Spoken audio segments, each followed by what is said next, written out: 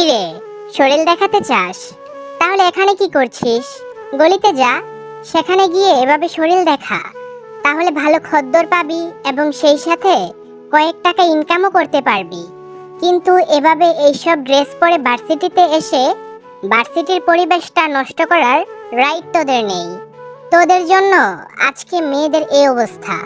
কিছু কিছু মেয়েদের জন্য অনেক ধরনের মেয়েদের উপর বাজেট এক পড়ে। এই কথাগুলো কানে আসা মাত্রই আমি পিছনের দিকে তাকালাম। পিছনের দিকে তাকিয়েই জাংকুক ভাইয়াকে দেখতে পেলাম। জাংকুক ভাইয়াকে দেখা মাত্রই আমার চোখ থেকে অজস্র পানি পড়তে শুরু করলো। কথাগুলো যেন কানের মধ্যে কেমন যেন নিঃশব্দ আওয়াজ বাজতে লাগলো। কথাগুলোকে বিশ্বাসই করতে পারছি না যে জাংকুক ভাইয়া এই কথাগুলা আমাকে ডেডিকেট করে বলেছে। আরে ওয়েট ওয়েট, তোমাদের তো পরিচয় দেওয়াই হলো না। চলো পরিচিত হওয়া যাক।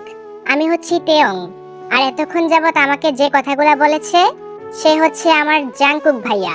আই মিন আমার খালাতো ভাই জাংকুক। বাবা মা দুর্ঘটনায় মারা যাওয়ার পর আমি ছোটবেলা থেকেই খালামণিদের বাসায় থাকি। ওখানেই আমার শৈশব কৈশোর কেটেছে। জাংকুক ভাইয়া কোনো এক কারণে আমাকে পছন্দ করে না, কিন্তু কেন করে না সেটা আমি আজ পর্যন্ত জানি না। তো আমি এবার অনার্স প্রথম বর্ষের ছাত্রী, আর জাংকুক ভাইয়া ফাইনাল ইয়ারে। আমরা এক কলেজেই পড়ি, কিন্তু আমি আমার মতো করে চলে যাই, আর জাংকুক ভাইয়া জাংকুক ভাইয়ের মতো করে। সে তো আমার দিকে ফিরেও তাকায় না, সব সময় একটা অ্যারোগেন্ট মুড নিয়ে থাকে। একটা ভাব বলতে যে একটা এক্সট্রিম লেভেলে কোনো কিছু আছে, ওইটা তার মধ্যে অলওয়েজ এক্সিস্ট করে। এই স্টুপিড, তুই এভাবে ওড়না পরেছিস কেন? তোর গায়ের মধ্যে ওড়না নেই কেন? ওড়না যদি পরতেই না পারিস তাহলে পরিস কেন?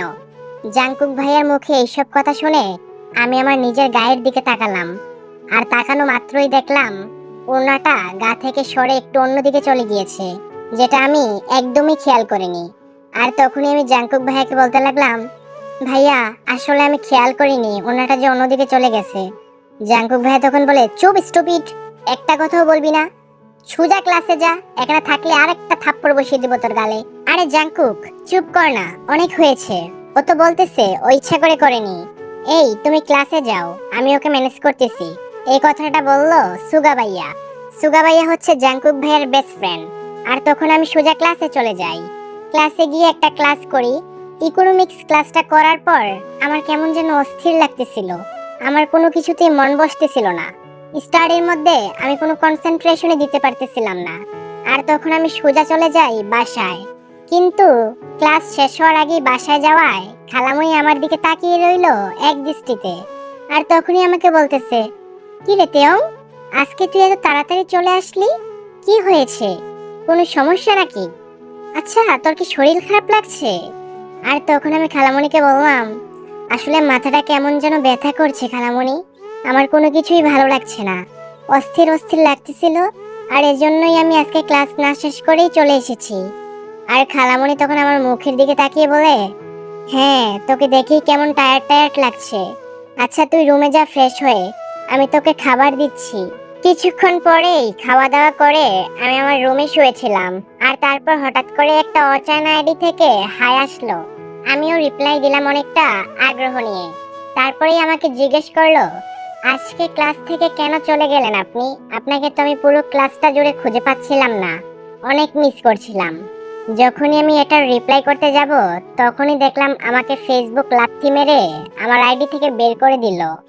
অনেক চেষ্টা করেও আইডিতে আর লগ ইন করতে পারলাম না। আর তারপরেই ঘুমিয়ে পড়লাম। তারপরেই জাংকুক ভাইয়ার চিৎকারে আমার ঘুম ভাঙলো। তেয়ং তেয়ং বড় চিৎকার করতেই লাগলো। তারপর আমি দৌড়ে ছুটে গেলাম জাংকুক ভাইয়ের রুমে। গিয়ে দেখি সেখানে খালামণিও বসে আছে। জাংকুক ভাইয়া তখন আমাকে জিজ্ঞেস করলো, এই তোর ফোন কোথায়? আমি তখন বললাম, ফোন তো আমার রুমে ভাইয়া, আমি তো ঘুমের মধ্যে ছিলাম, তুমি চিৎকার করে ডাকছিলে তাই আমি কোনো কিছু না তাকিয়ে সোজা তোমার রুমে চলে আসলাম। আর তখনই জাংকুক ভাইয়া বলে, ঠিক আছে তুই তোর রুমে যা আর ফোনটা নিয়ে আয়।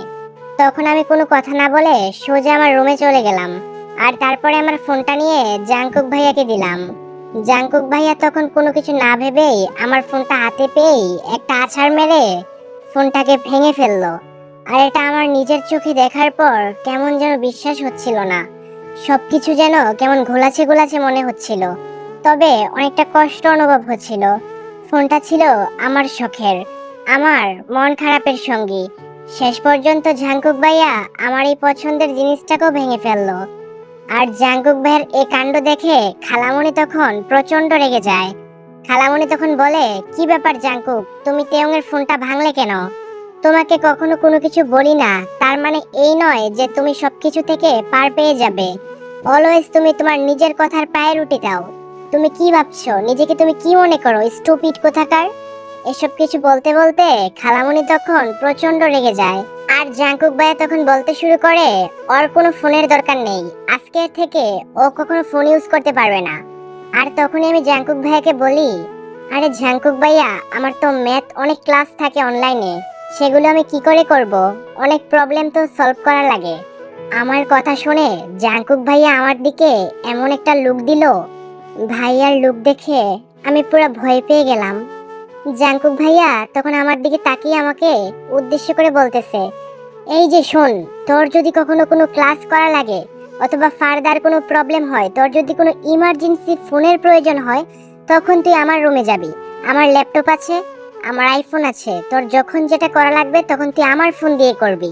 কিন্তু তার মধ্যে তুই কখনো নিজে ফোন ইউজ করতে পারবি না। তোর যেটা করা দরকার সেটা তুই আমার জিনিসপত্র দিয়ে করবি আজকের পর থেকে। Mind it. বুঝতে পারছিস তুই আমি কি মিন করছি? আর আমি জাঙ্কুক ভাইয়ার দিকে তাকিয়ে ভয়ে ভয়ে বললাম, হ্যাঁ ভাইয়া, আমি বুঝতে পেরেছি। এই বলে আমি আমার রুমে চলে গেলাম। আর জাঙ্কুক ভাইয়াও সেখান থেকে চলে গেল। আর খালামণি এসব কিছু বোবার মতো দাঁড়িয়ে হা করেই দেখছিল। কিছু বলার মতো তার মুখে ভাষা খুঁজে পাচ্ছিল না, বা হয়তোবা। রুমে যাওয়ার পর আমার কেমন যেন একা একা লাগছে। কোনো কিছুতেই আমি কনসেন্ট্রেশন দিতে পারছি না, কারণ আমার মন খারাপের সঙ্গী মানে আমার ফোনটা তো আজকে আর আমার সাথে নেই। তাই আমার কিছুই ভালো লাগছে না, আমার তো ঘুমও আসছে না। তাই আমি কি করব বুঝতে না পেরে ছাদে চলে যাই। আকাশের তারা দেখতে দেখতে কখন যে আমার চোখটা লেগে গেল আর ছাদের মধ্যে ঘুমিয়ে পড়লাম সেটা আমি টেরও পাইনি। সকাল হয়ে গিয়েছে। খালামণি এসে চেঁচামেচি করছে, তেয়ং তেয়ং, তুই ছাদে কেন ঘুমাচ্ছিস আমি তো বুঝলাম না। আর তুই কি ক্লাসে যাবি না, নাস্তা করবি না?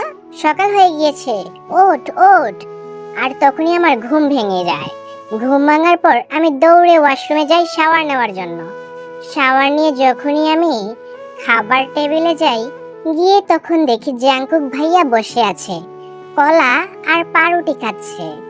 মানুষটার দিকে তাকিয়ে রইলাম এক দৃষ্টিতে। মানুষটা দেখতে একদম হ্যান্ডসাম, দেখতে যে কি কিউট লাগে এটা যে আমি তোমাদের কিভাবে বুঝাই সেটা আমি বুঝাতেই পারবো না। লম্বা, হ্যান্ডসাম, 6 ফুট হবে দেখতে, সিল্কি চুল, ওহো, যে কোনো মেয়ের ক্রাশ। বাট মানুষটা হচ্ছে অদ্ভুত, তার মনের মধ্যে কখন কি চলে সেটা কেউ বলতে পারবে না। মানুষটাকে দেখে গেস করা অথবা জাজ করা খুবই টাফ। তখন আমার দিকে তাকিয়ে বলল, কি রে, সামনে তো খাবার দেওয়া আছে, বসে পড়, খাবার খা। আমার দিকে এভাবে হা করে পাগলের মতো কি দেখছিস? শোন, ডিম তোকেও দিয়েছে, আমাকেও দিয়েছে। এখন কি তুই কম্প্যারিজন করছিস যে তোরটা বড় নাকি আমারটা বড়? এই মনে, তোর মনে এই চলে তাই না? বস বস, খাবার খা, খাবার খা। ওকে তো বন্ধুরা, এই ছিল আমাদের আজকের ভিডিওটি। ভিডিওটি কেমন হয়েছে তোমরা অবশ্যই কমেন্টে জানাতে একদমই ভুল করবে না। যদি ভিডিওটি তোমাদের কাছে ভালো লেগে থাকে তাহলে অবশ্যই কমেন্টে এসে তোমরা তোমাদের মতামত জানিয়ে দেবে। আর তোমাদের অপিনিয়নের উপর ডিপেন্ড করে আমরা চিন্তা করব পরবর্তী পার্ট আনবো নাকি নতুন কোন স্টোরিতে মুভ করব। আসলে আমি বিজি থাকার কারণে তোমাদেরকে আমি বিনোদনের সাগরে ডুবিয়ে দিতে পারছি না। আমার এক্সাম চলছে, দ্যাটস ওয়াই আমি রেগুলার ভিডিও দিতে পারছি না। বাট হ্যাঁ, আমি তোমাদের মাঝে আবারও রেগুলারলি ভিডিও আপলোডস করব এন্ড তোমাদেরকে বিনোদনের সাগরে ডুবিয়ে দিব। I promise you guys. তো ইয়াপ গাইস, এই ছিল আমাদের আজকের ভিডিওটি। তো পরবর্তী ভিডিও আসার আগ পর্যন্ত তোমরা সবাই ভালো থাকবে এবং সুস্থ থাকবে। আল্লাহ হাফেজ গাইস।